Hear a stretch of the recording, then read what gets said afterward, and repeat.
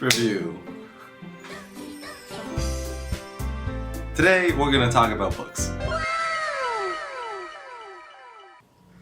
I really don't think that my younger self would have imagined that 18-year-old Calvin would be making a video talking about books. Because books, they were something that I almost hated when I was a child. Because whenever you're assigned to read a book at school, you always have to read a lot, you have to write a lot, and sometimes you have to give presentations and you have to make posters, and that was just not fun.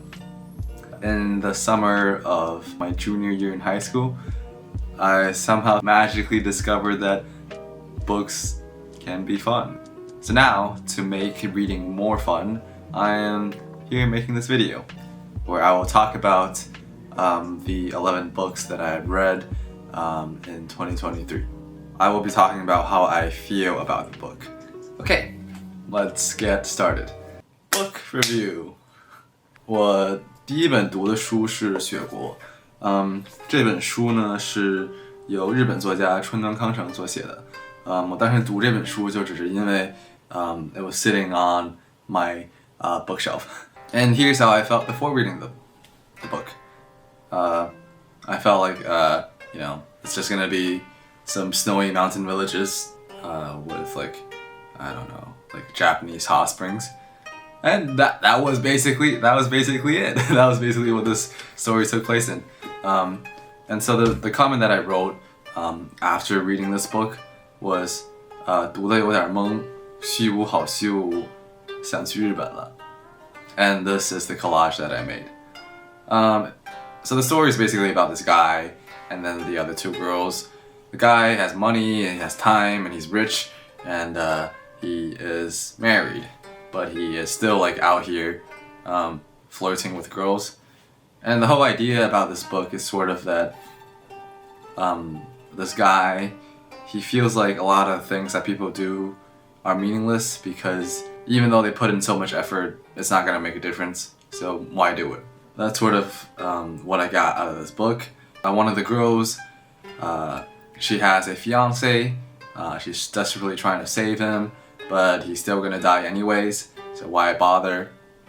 That was one example. And the other example is that this girl also happens to be in love with the protagonist, but the protagonist doesn't love her back. So then our protagonist is thinking, why put in so much effort into loving me? That's basically what I took away from this book. I'd give this a 2 out of 5. Next book.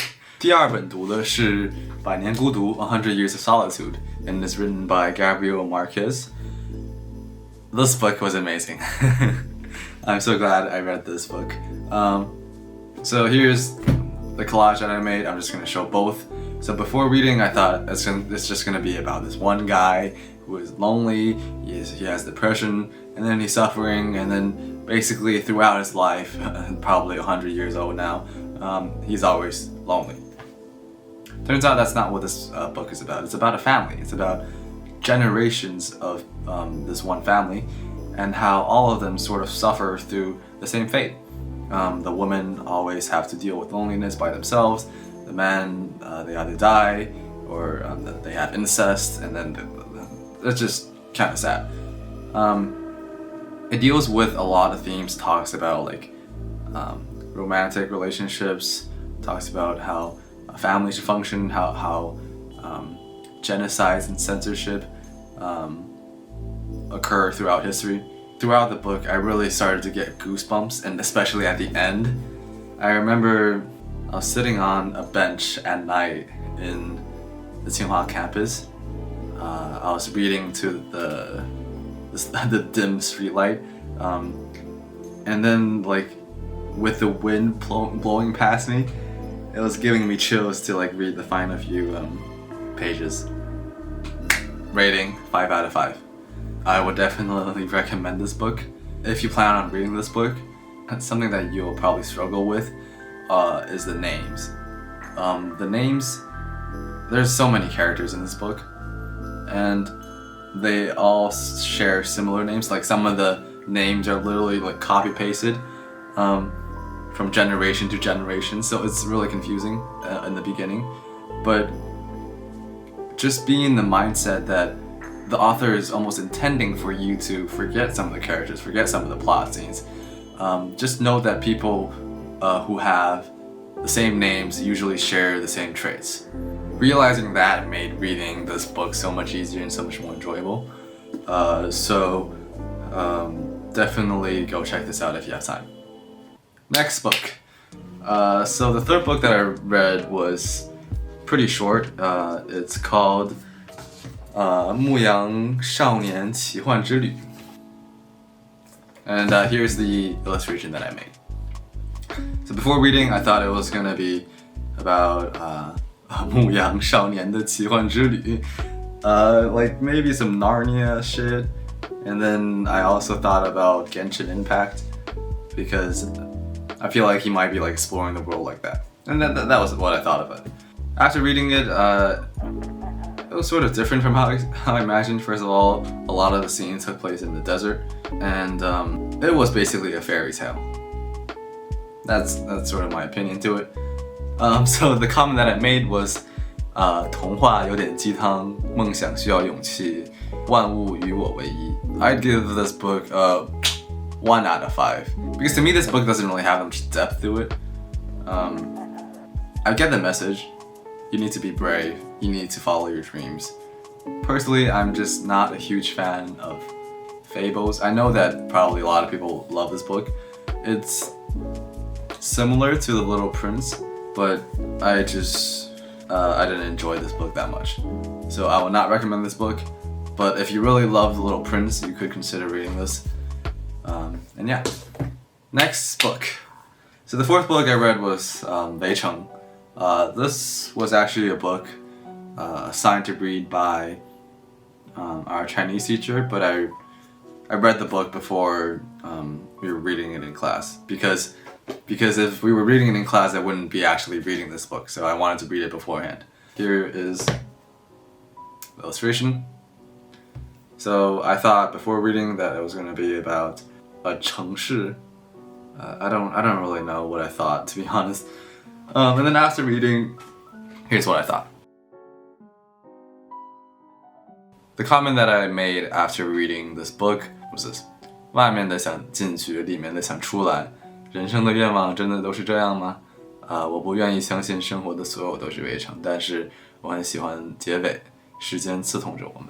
This book revolves around the concept of 围城. A 围城 is basically where people who are on the outside want to get in, people on the inside want to get out. An example of this is marriage. You know, people who are married envy people who are not married, and people who are not married envy people who are married. And so there's almost this like continuous cycle of never being satisfied. And that was basically the theme of this book. As you can see by the illustration, I put the characters into cages to sort of represent that. And that is always like a maze where you don't know when you'll ever be satisfied. And for me, I feel like although I can understand what the author is talking about, I don't completely agree with that because I feel like there are people who are in a marriage who are satisfied. I don't think that it is always necessarily true that people will never be satisfied. But I did really like the ending, as I said. So if you're into Chinese literature, this book is definitely okay. Oh yeah, rating. I'd give it a 3 out of 5. Yeah, it's okay. It's just a little long, I feel like. And maybe the fact that I had to read it for Chinese sort of made me dislike the book. Next book. Book number 5 is All Passion Spent, written by Vita Sackville West. From the description and the cover, I thought that this book was about an old lady retiring to a lakeside house and just spending her time in peace. And that's sort of what this book was about. Because her husband died, her husband who was very rich, who was like a duke, who was very well known, and he leaves behind some of his possessions.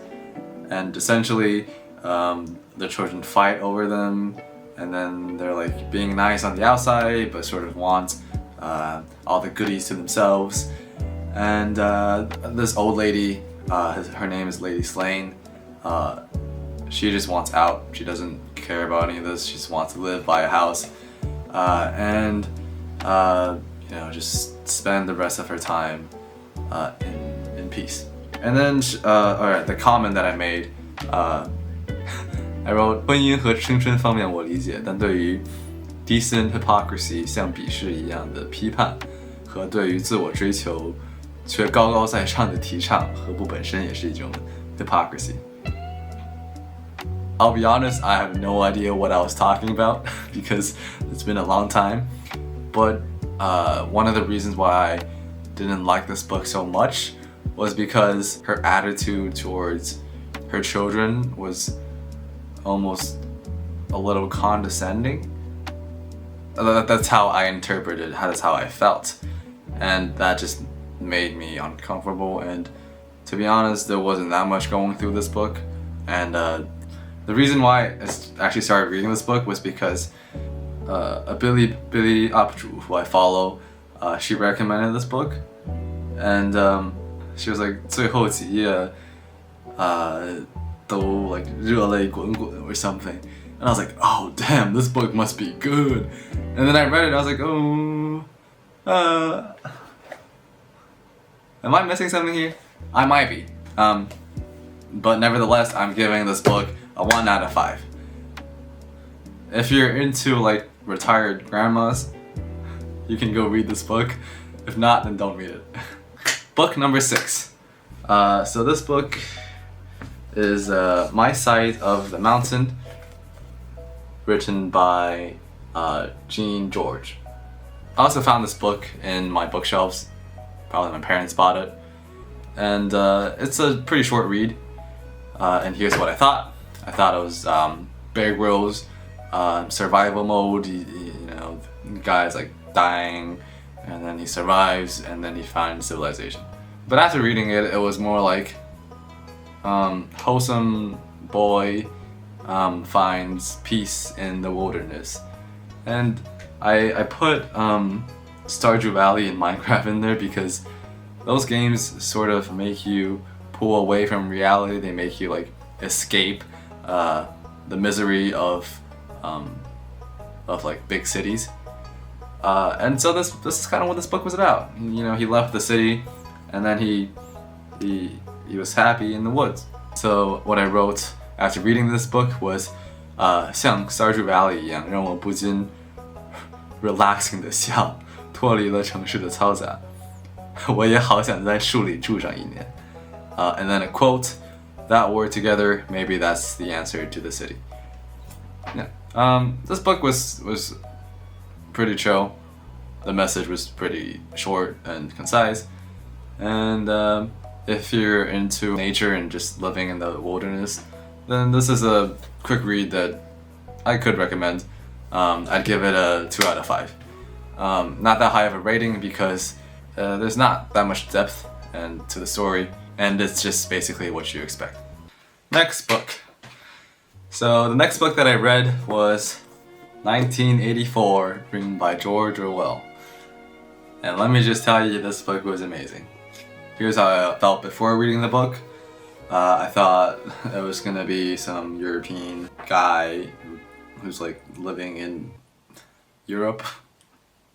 I don't know how I thought about this book before, but how I felt after reading it was this. Kinda a lot. Anyways, let me just read what I wrote after reading the book. I wrote, 读着很有窒息感，对自由的渴望是人的本质，但他们可以把你变成非人，也可以改变真理。我一开始不太理解文中的双重思想，但仔细一想，现实中确实普遍，只是没到2加2等于5的地步。And then my favorite quote of the book, 这房间就是水晶玻璃，他和茱莉亚的生命就是里面的珊瑚，托命于永恒。This book is about a guy named Winston. He lives in a society where it's dictatorship, authoritarian, ruling, and it's very extreme to the point that having a thought that doesn't align with the current political ideology would cause you to get taken away and tortured and killed, basically. And so everyone is almost completely brainwashed. But Winston isn't, and he finds this woman named Julia, and then they fall in love, and then they do things they're not supposed to, just like everyday casual romantic relationship stuff, but it's not allowed. And then they get caught, and then ooh no, and then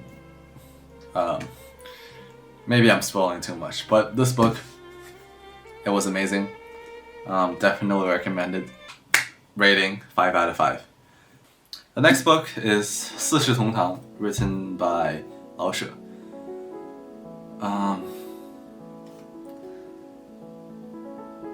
Let's get into the illustrations. Before reading, I thought I was gonna be a happy family with, 4 generations, and then they're living in harmony and everything's nice. But it turns out this book is about 抗日时期的北平, which is Beijing. And there's a lot of suffering. I actually didn't finish this book. This is only the first part. There's also a second part and a third. I finished the first part, but it took me forever just because this book was so serious, and it was so suffocating. I was going for a more lighthearted book, but I'm also kind of glad that I read it. So here's a comment that I made. 很压抑，勿忘国耻。一个民族想要生存下去，就需要有强大的军队。作为上有老下有小的中年人，太难了。我也反省自己底线在哪里，回想三兄弟里的谁。I'd give it a 3 out of 5. It's really not the type of book that I would read at a cafe in an afternoon.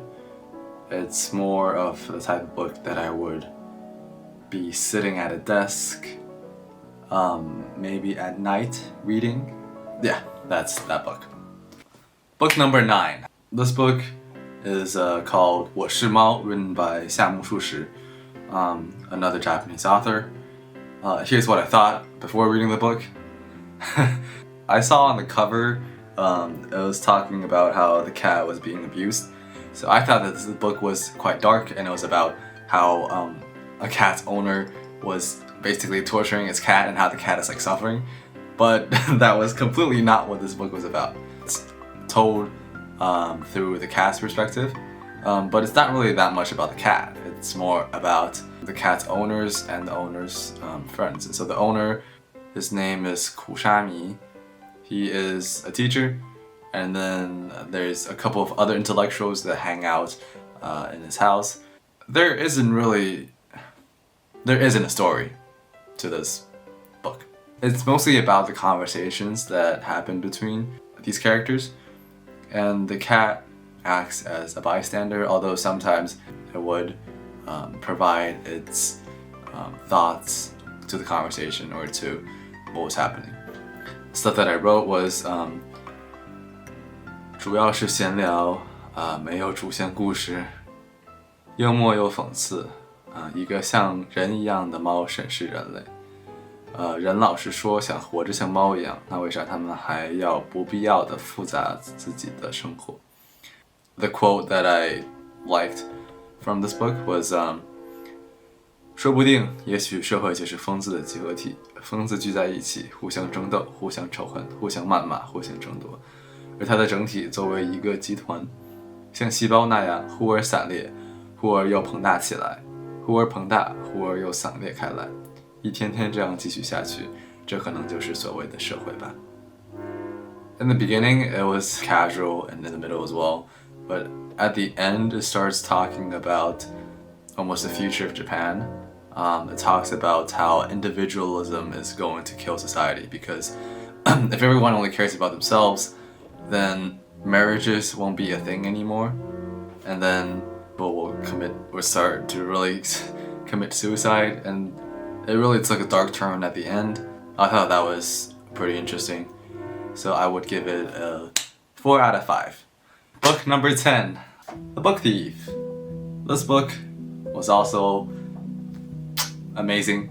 Let's just see what I wrote. Before reading, I thought this book was gonna be like Fahrenheit 451, where it's sort of a dystopian society and then people are stealing books because the government's burning books. That's sort of what I thought. But no. This book was about the Holocaust. This book was pure genius. It was told from the perspective of Death himself. The protagonist of the story is Lisa, who basically experiences the Holocaust. She is not Jewish, however her mother is a communist, so she basically had to live with foster parents. So the story is about how books had an impact on her and the people around her. I really like this book because the language is honestly amazing. It was like reading poetry. And the characters, they are so well constructed. There's a white boy who covered himself in charcoal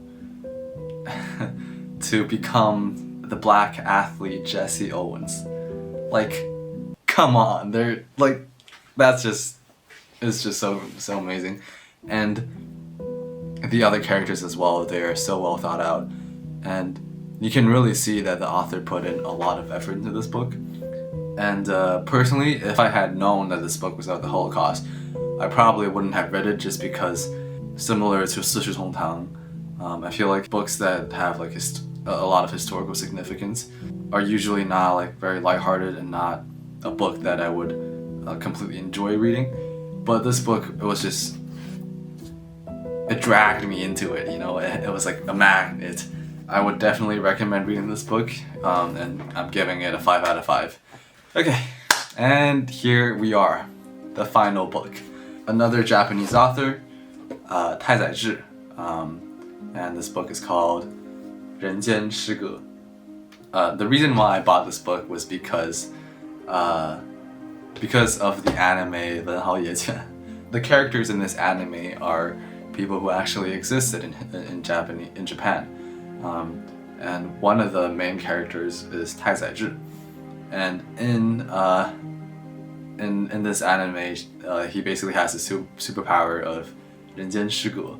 And that's basically this book. And so I was like, I wonder what this book is about. It must be like very significant. And turns out it was, yeah. 太宰治, he committed suicide 5 times in total, failed the first 4 times, and successfully the 5th, just after finishing this book. And this book is almost like an autobiography. It's not really, because it's telling the story of the character Ye Zhang, but some of the plot in this story and the life of 太宰治 really overlap with each other. So if you're interested in this author, I definitely recommend reading this book. And here's how I felt after reading the book. So this book is about a character named Ye Zhang, who is very handsome. He comes from a rich family, but he is not like everyone else. He lacks traits that make a human human. He is scared of everyone, but he is able to hide that fear by being funny. He doesn't really understand why people lie to each other so often, and he feels like no one has really been being sincere, and that freaks him out. And so even though he was doing good at a young age, gradually he starts drinking, he starts committing suicide and failing, and then he gets into drugs, and then he basically becomes a male prostitute, and life is just becoming really miserable for him. But basically the whole idea is that he is almost like rebelling against this society that he hates. And I sort of understand the motive and how it's almost become a 常态 where everyone's putting on a facade. I get that part, but I don't completely understand how he can give up his life so easily, multiple times. And that was kind of why I didn't find this book that enjoyable. But at the same time, I do admire him or his character. And I put a ring on his head because a character in the book described him as an angel. even though he drinks a lot and he does drugs. I kind of almost agree, because there is something that is beautifully pure about this character and about Taizaichi himself. Perhaps it is that he is willing to stay true to himself even though everyone around him, everyone in this world is almost incapable of doing that and telling him that it's wrong. I feel like I didn't completely understand the book, but I'm still giving it a 3 out of 5. And that was the 11 books that I read so far in 2023. I hope that I can continue reading more, and I hope that you can find joy in reading as well. I would like to continue making these collages and perhaps more videos. I'll try to find time in college, and I hope that you also enjoy this video if you watched this far. Thank you, and bye bye.